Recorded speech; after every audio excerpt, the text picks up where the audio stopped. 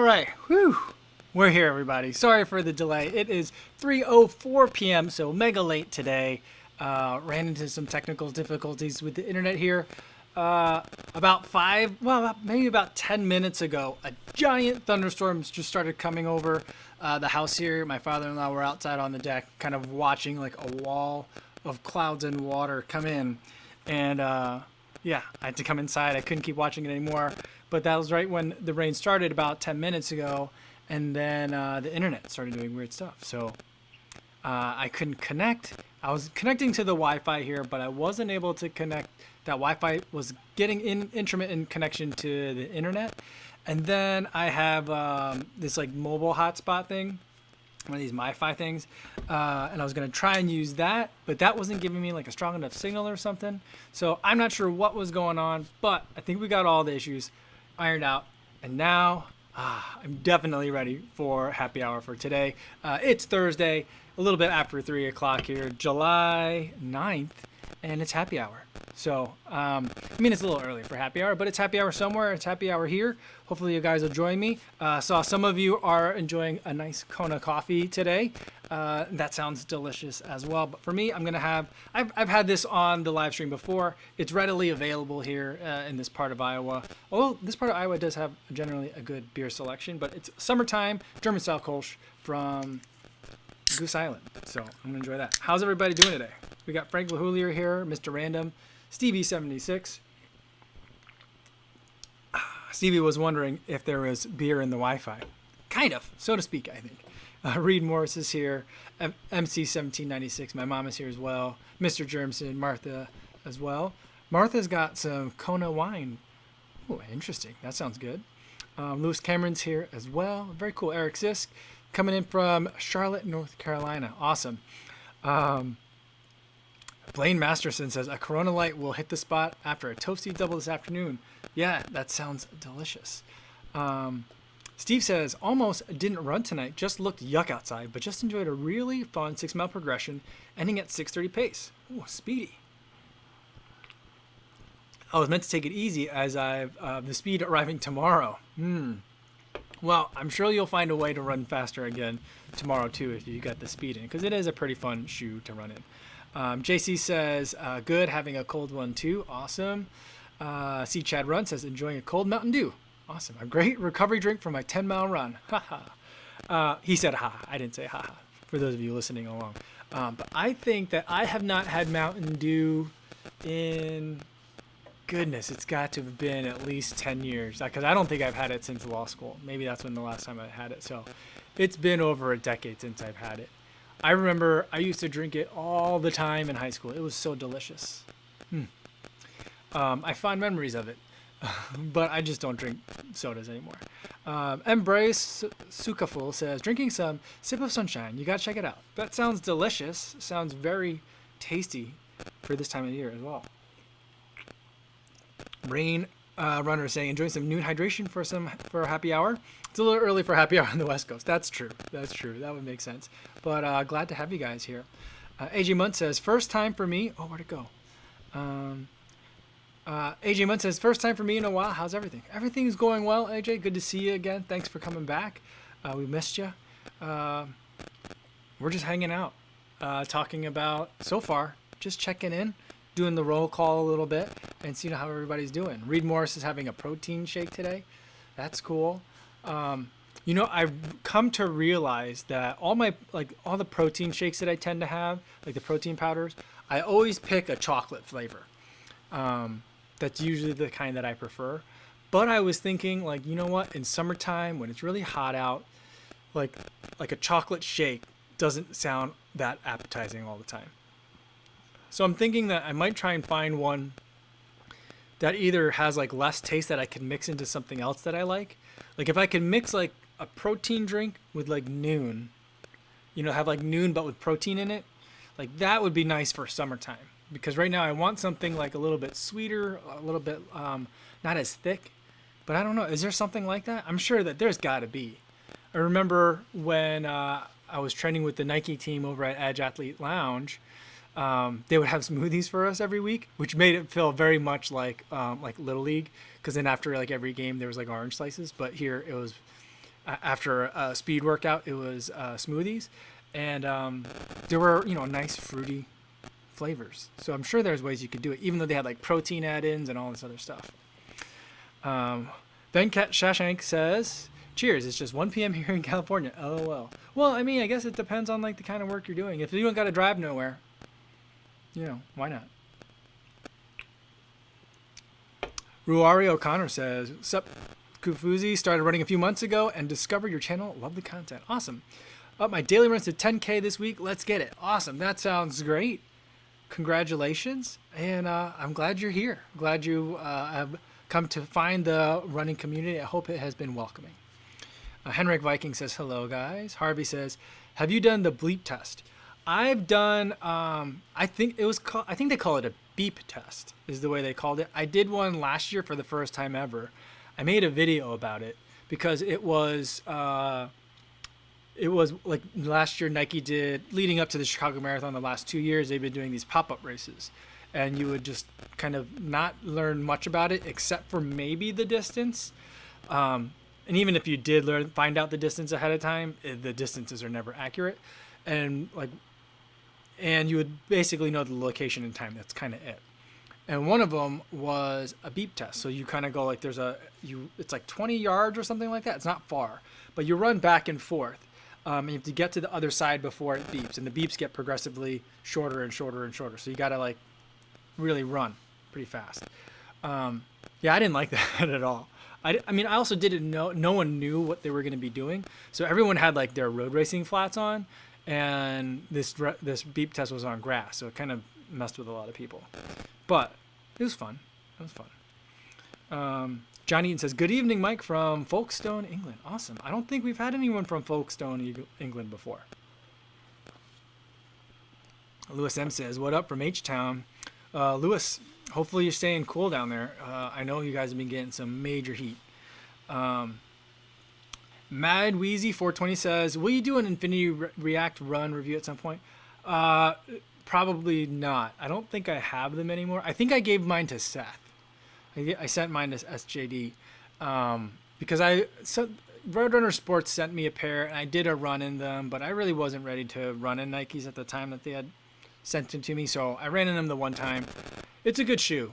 I've only done like 7 miles in it, maybe 6, but it's a good shoe. It's a lot heavier than the Epic React. I don't know that I like it as much as the Epic React, but there is a lot more React in it, and I feel like it's a little bit softer than the Epic React is. Maybe I'm just imagining that, but it's a good shoe. The guide rails were pretty unobtrusive to me. I didn't really even notice them, but I have a feeling that if someone needs a little bit of stability or support in terms of rolling the ankles a little bit, I think that'll help you out quite a bit. So I think it's a good shoe, but I probably won't do like a review of them. Nathan N says, hey Kapuzi, where'd it go? I gotta speed up. I'm gonna have to skip over some of these comments, but let's find Nathan N's. He says, I have lost enough weight to get different shoes than the Bondi 6. Would the Brooks Hyperion Tempo be good for long runs? Just made my first 7.75 mile run and planning to make it longer. I ran in the Brooks Hyperion Tempo today. I took them for 10 miles, like 10 and like 0.1 miles. I really like that shoe. It's one of my favorites. I think it can definitely be a long run shoe. I'd be comfortable taking it up 15 to 20 miles, but it's more of a faster run shoe. So like if you're coming off the Bondi, I would probably look at the Triumph 17 first. And if not that, maybe then the Hyperion Tempo is a good shoe to look at, but I might also look at like the Kinvara or the Freedom 3. Those might be some other ones that I would look at as well. Yeah, the Clifton 6 would also be another good one, I think, transitioning from a Bondi 6 to something else to get some longer runs where I'm assuming you're trying to extend distance and not necessarily run it fast yet. But yeah, I think then when you're ready to do those long runs faster, then the Hyperion Tempo is the perfect shoe. But you could probably get it now and work into it, kind of grow into it, so to speak. I think it'll work. Ignacio Sitor says, I have the Polar Vantage M, and it is a good watch and complete settings, but does not have the sound alarm but vibration. That is the only downside. Hi, guys. It doesn't. I don't. I think I have my Vantage V and my Grit X set to. No, I think mine beeps and vibrates. I think it can do both. The Vantage M doesn't. I'm not sure about that. Mr. Random says we got to get my mom on the live stream. I'm trying. I'm trying to get her on here. I'm working on her. She's a little shy, but that's okay. She's here every day, so she's always here. She's supporting us. All right, I'm gonna have to skip down to the bottom a little bit because I've been slowing down a little. Sorry about that, guys. Joahea says, Joahea, I think is how you're supposed to say it. Says, do you plan on reviewing decathlon shoes? What are decathlon shoes? I almost became a decathlete in high school. There was a coach that coached an AAU track team that really wanted me to try out for his team, but it didn't work out for our scheduling, so I couldn't do it. And that's one of my big regrets, is that I never competed in the decathlon. I think I would have been. I'm pretty much a duck, right? I could do a lot of things, kind of good, but I'm not excellent in anything. So I can kind of make a pretty good video, but there are better videographers out there. I can kind of run okay, but there's certainly a lot of better runners out there. I'm not the smartest person. I'm not the hardest working person, but I'm kind of smart and I work pretty hard. So I'm kind of like, I'm never going to excel at one area, but if there's something that combines a lot of being pretty good at stuff, that's where I'm at. And so that's why I feel like the decathlon, I competed in high school in most of those events, not competitively with things like shot and discus and the javelin. I'm just so lucky I didn't poke myself with the thing, but yeah, I don't know what decathlon shoes are. Is that a brand? You're probably talking about a brand. There's probably a brand called Decathlon. Yeah, I don't know. I'm not familiar with it. Martha says, I make protein shakes using either goat milk, whey as the base, or egg white protein. I can add Valrhona chocolate, but agree it's heavy. Always add banana, plain yogurt, sometimes pomegranate powder. Pomegranate powder, that sounds interesting. I like that idea.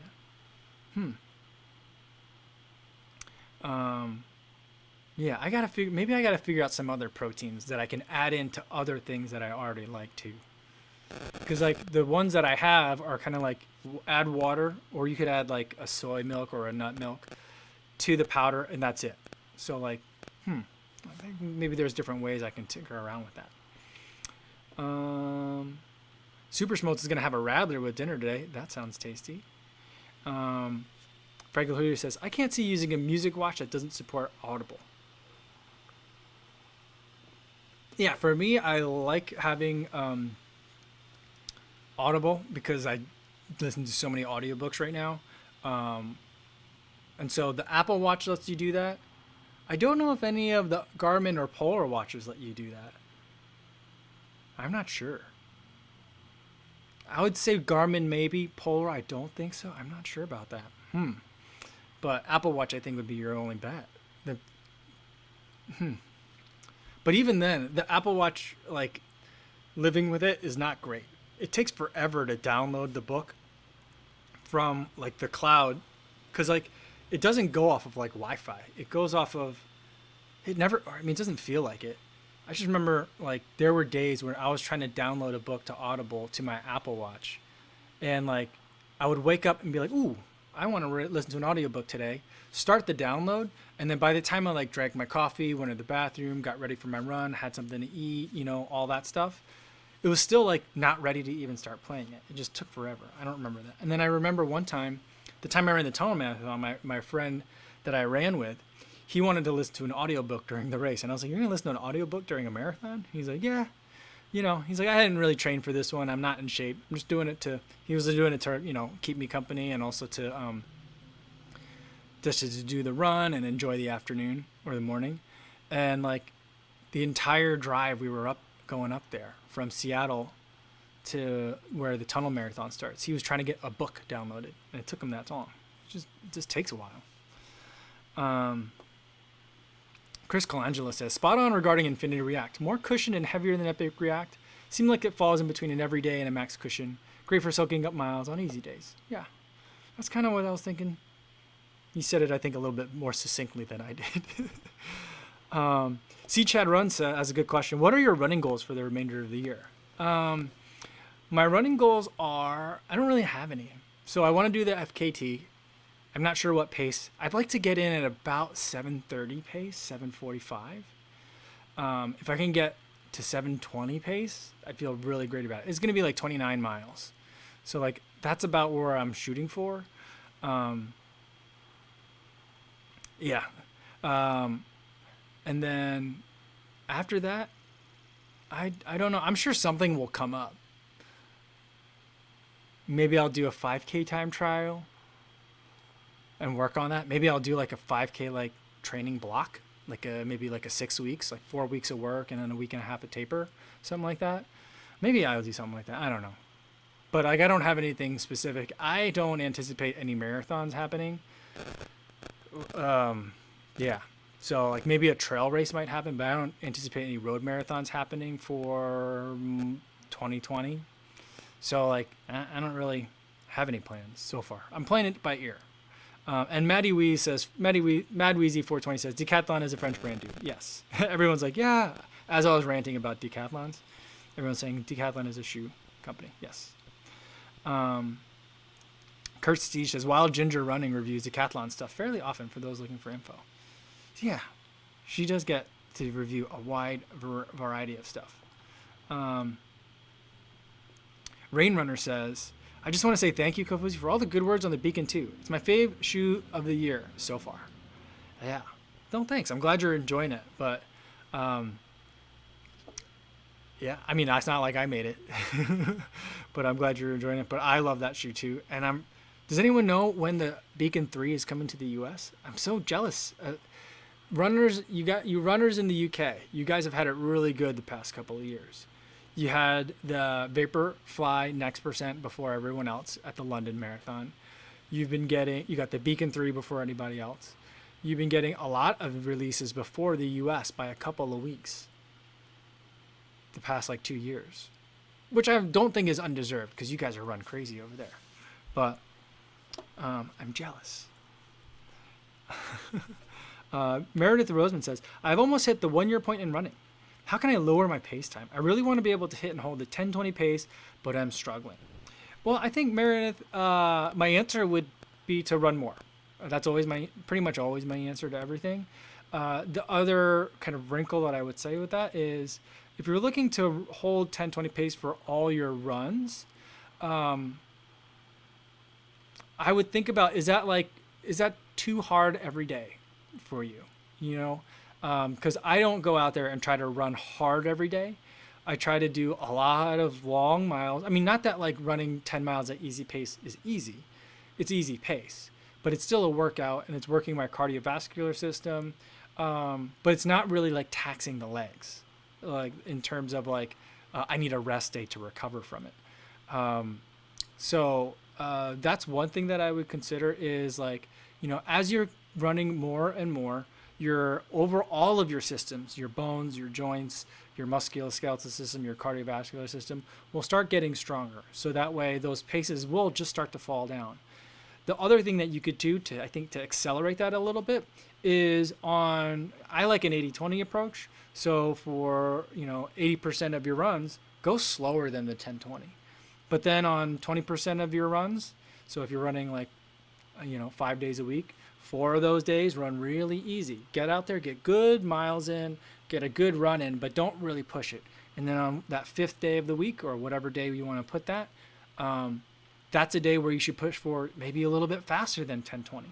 So get a really good workout on that fast day and then get good recovery and good cardiovascular work on those other days. And that's another way that you can get that'll just strengthen you overall, so that way your overall pace will lower to that 10-20. So that's one of the ways that I think you could do that.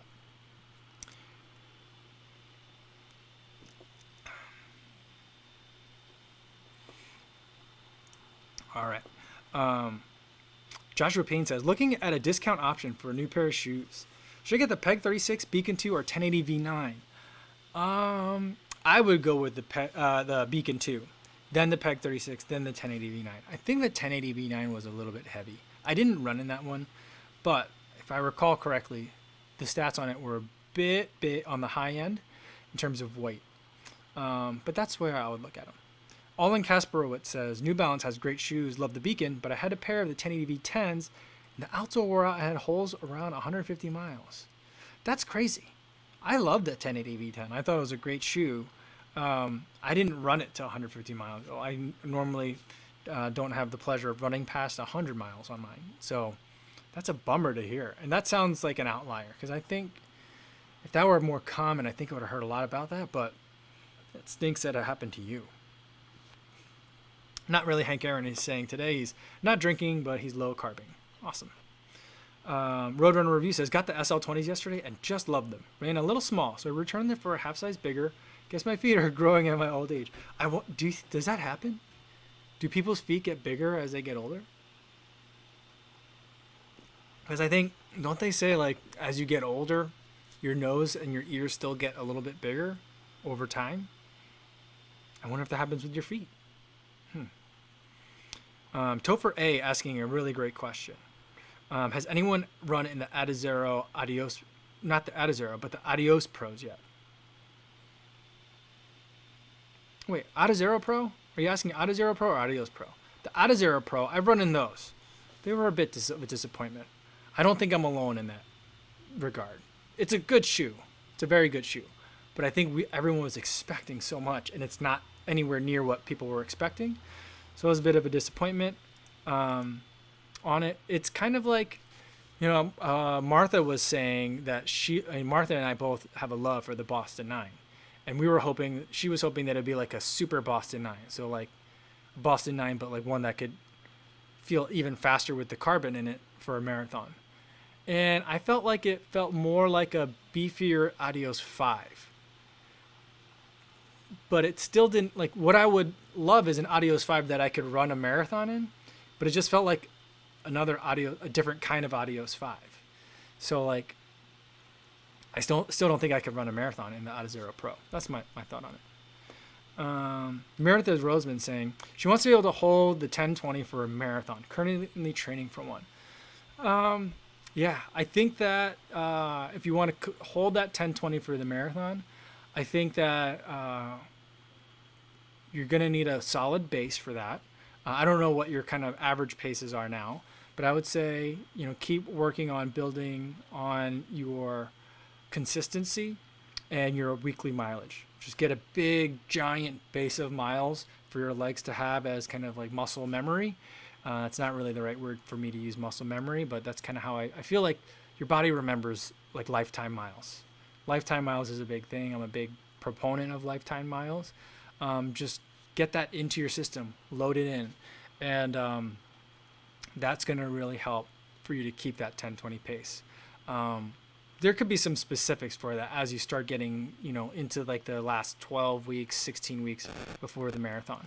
But I think that working on consistency is going to be the big thing for you, running more miles than you've run before.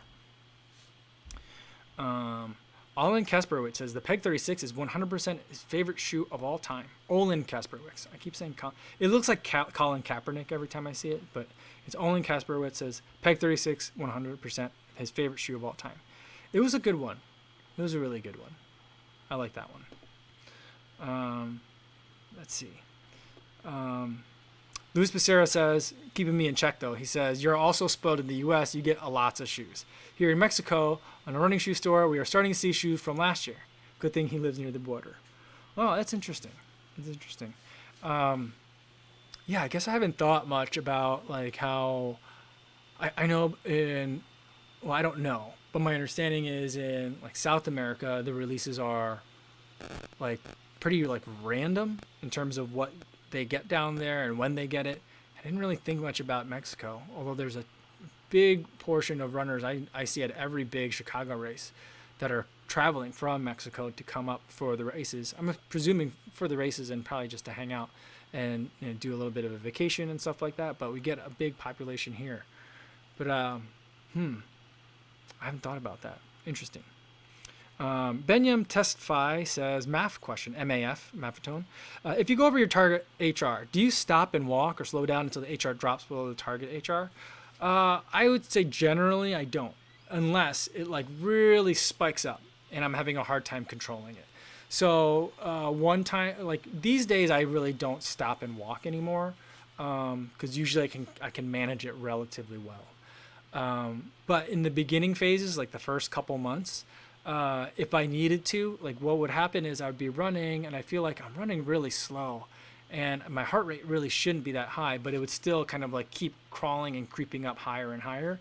In that situation, if like even if I was like shuffling my feet and I couldn't get it to come down, then I would walk. Let it get and then it would just go from like really really high and then to really really low, like in the 90s.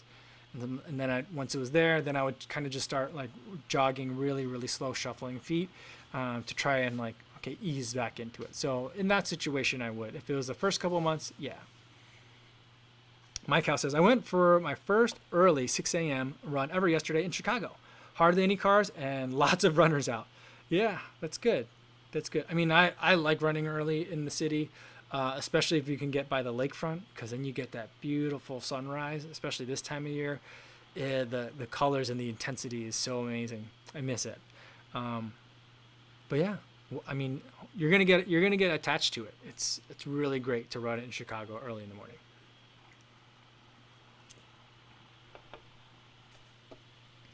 All right. Jeff Elliott thinks that the 1080 V10 should go on sale relatively soon. Do you think so? I thought it came out. When did it come out? I thought it came out in the late fall of last year, right? So then I think summertime might be a little. Yeah, maybe it's time for it to come out to go on sale. I'm not sure. I think it'd be great if it did. And BubTub says the 1080 version 9 though is heavy. He says, so am I, so it's okay for me. That's funny. MC1796 says, any tips on helping to demystify running for new runners? I totally agree with you that the toxicity that can be present in the community, i.e. people calling others foot draggers, is terrible. Helping to demystify running? I don't know. I think that, like, the only thing that you can do is be welcoming to people and encourage people no matter what they're starting out with, whether they're new or coming back to it. I just think just being welcoming is great. I know that some of the things, I think that like people that are like new to running and are curious about running, I think are already sold on the idea that it's good for you and that there's benefits and that runners are happy people and there's something about it that are helping them feel good. Right? So I think they're already sold on that part. I think that what will keep them in it or not in it is community, I think. So like be like the kind of person that you would want to have met when you were a new runner, I think is the best advice that I can give if you're trying to encourage new runners. Because there's always that idea of like, people talk pejoratively about back of the packers or foot draggers or shufflers or like the mall walkers. There's so many terms, right? The weekend warriors, like all those terms, those are all like really not that encouraging. And even if you're not saying it to someone, it might make someone who's insecure about their pace and their progress, even though they've been working hard. That's the kind of thing that makes people feel like, well, I'm not really a runner, quote unquote, And I feel like, no, if you're getting out there, you're a runner. You're a runner. There's no qualification times to be considered a runner. And so I think that's the best thing that we can do. That's the best way to like demystify it and welcome people to it and help people. Starting running is hard, right? And so like the fewer barriers there can be, or the more we can get out of people's way in terms of enjoying running, I think the better. Ed Chan says, just watched the dog video and have an important question. Why didn't you use Who Let the Dog Out? I love a good dad joke, but I think that'd be even beyond me to use that song. And the other thing is then there's copyright issues. So that's the other reason. Let's see. I had another question here. Where'd it go?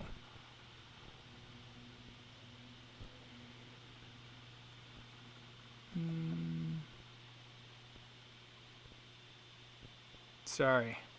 Oh, okay, here it is. C. Chad Run says, What would you say your optimal weekly mileage is? I've been actively running for 2.5 years and I've slowly increased my weekly/monthly mileage, now comfortably at about 60 to 65 miles per week. I mean, I think optimal, it depends on optimal for what, right? So for me, optimal for training for a marathon, I think optimal for me is about 80 miles a week for at least the last 6 to 8 weeks before the taper. I think that's what my body needs to be able to perform well. I mean, I guess I could be wrong because the marathons that I've trained 80 miles per week haven't always gone that well. But that's kind of what I'm thinking.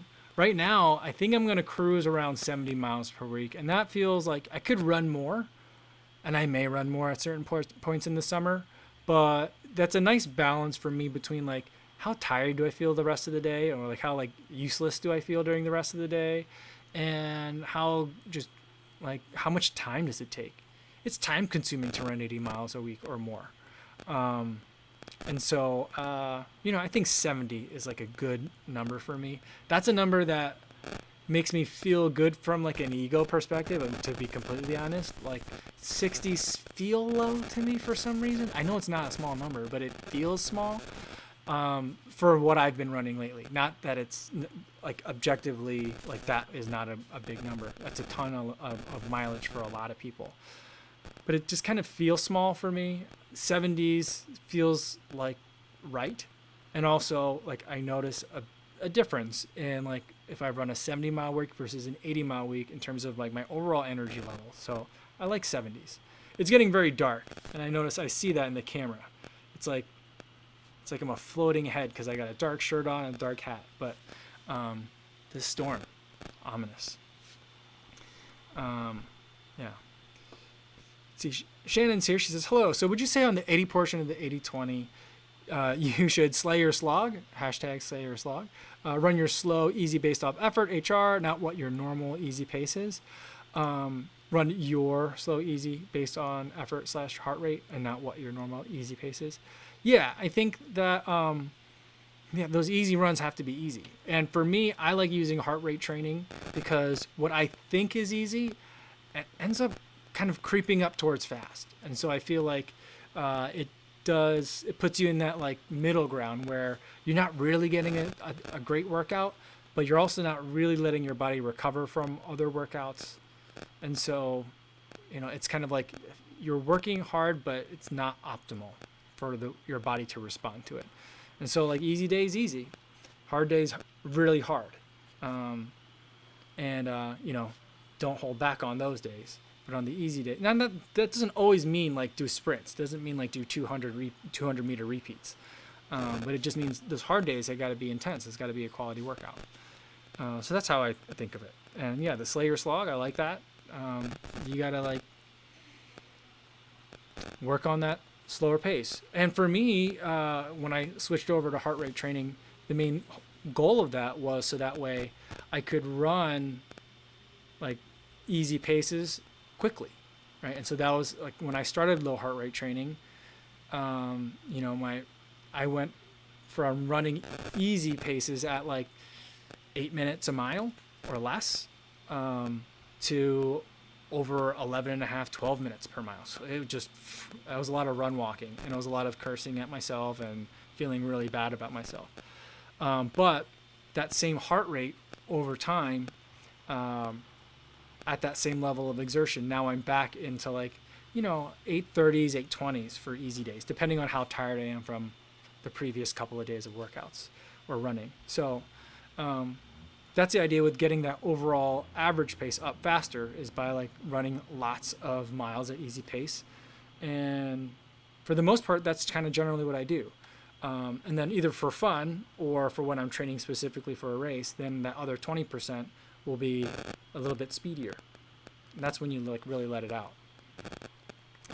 All right, let's fast forward to the end here and grab a couple more questions. All right. Mark Nepomuceno says, giving Insidious the movie vibes right now. Yeah, it's kind of, that's why I keep trying to like raise my arms or something, because that way it like makes it, I wonder if there's a lamp over here. I wonder if this lamp's plugged in. No, it's not plugged in. But yeah, it's getting really dark. Reed Morris says he hovers around 40 miles a week. Once aspired to run 60, 70, 80, but I realized my body isn't made for that, especially working to keep up strength.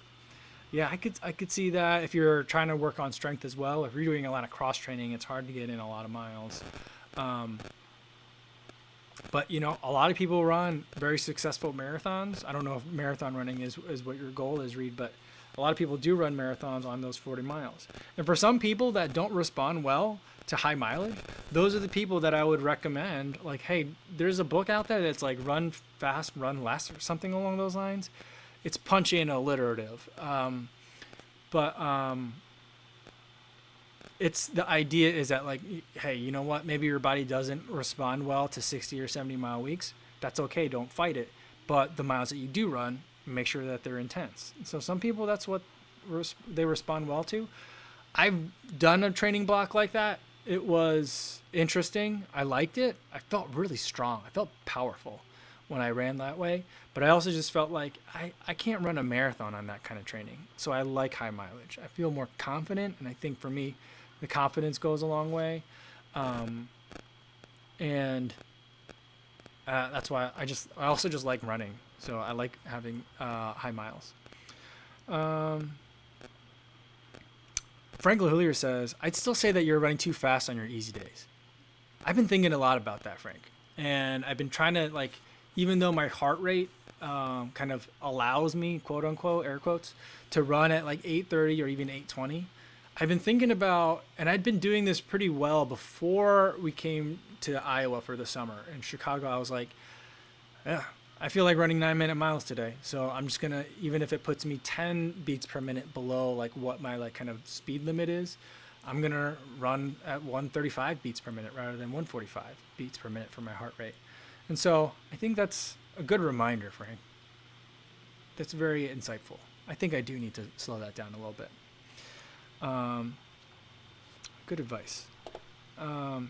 Ben Yam Testify says, I did 9 miles yesterday at 10:57 pace to keep under 144 heart rate.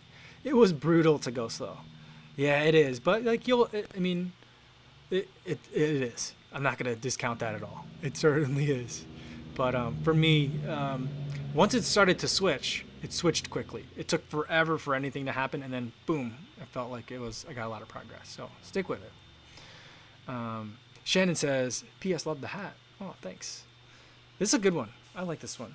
It is a little bit warm for the summertime because it's like that like yellow foam in the back of this, so it gets a little warm. Lewis M says, Gremlins or Gremlins 2? I don't frankly remember the difference, but I probably like Gremlins because that's when you get introduced to the whole story of the Mogwai. You don't get it wet, and it's just, I feel like, you know, I think that part of the story is better. Reed Moore says, goal for now is to do a sub 90-minute half. Current PR is 132.20. That was about 35 to 40 per week. Well, I think that's definitely doable. If you get to get to that 40 miles per week and you're doing strength work, I think you can get there. That's awesome. JC says, watch HR heart rate can be all over the place. If it seems to be off, it likely is. I will agree with that too. And the first week I did heart rate training, I didn't have an external heart rate monitor, and it was driving me insane. The second week, I did have a heart rate monitor, and at least I knew my readings were correct. And low heart rate training was now just maddening, but not like bonkers and nonsensical. But yeah, I do seriously, definitely recommend an external heart rate monitor if you're going to do heart rate training. For some people, though, I don't know if it has to do with skin tone or bone structure or what. Some people have really great results from optical, like wrist-based heart rate. I can't get it. All right.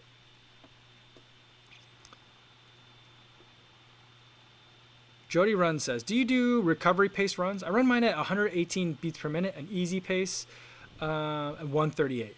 You know, I haven't really been doing that because I've just been doing still everything. I think I'm at a point in the lower, and I'll probably end on this one for today.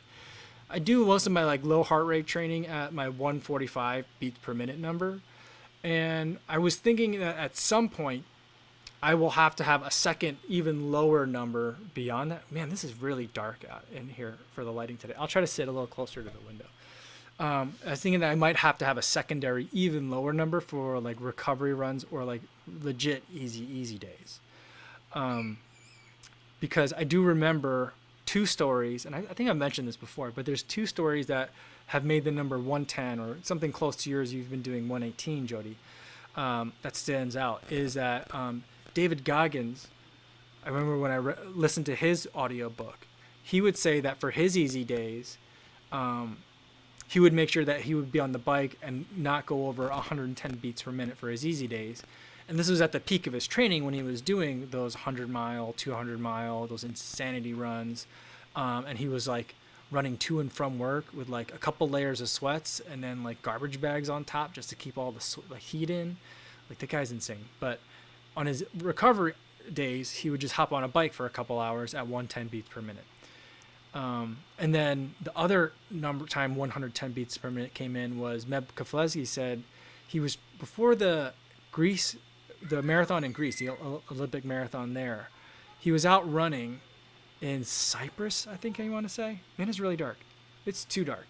He was out in Cyprus, and he got attacked by a dog. And he thought he thought he was going to die. Like, the dog really got him. And he just recalled the only time he met. I mean, he talked about all sorts of workouts up at Mammoth Lakes, like intensity, hills, mileage, paces. He never once mentioned heart rate, except in his book. The only time he mentioned it was when he got attacked by the dog. He said, "I was running an easy run at 110 beats per minute, and I'm sure my heart rate spiked through the roof because that dog had me fearing for my life." And so I feel like there must be something around that kind of number where that's like for super athletes, that's their recovery pace, even though their easy pace, quote unquote, would be higher. So I'm thinking about it. And I think you guys are right. And Shannon's agreeing as well that my easy days are probably too fast.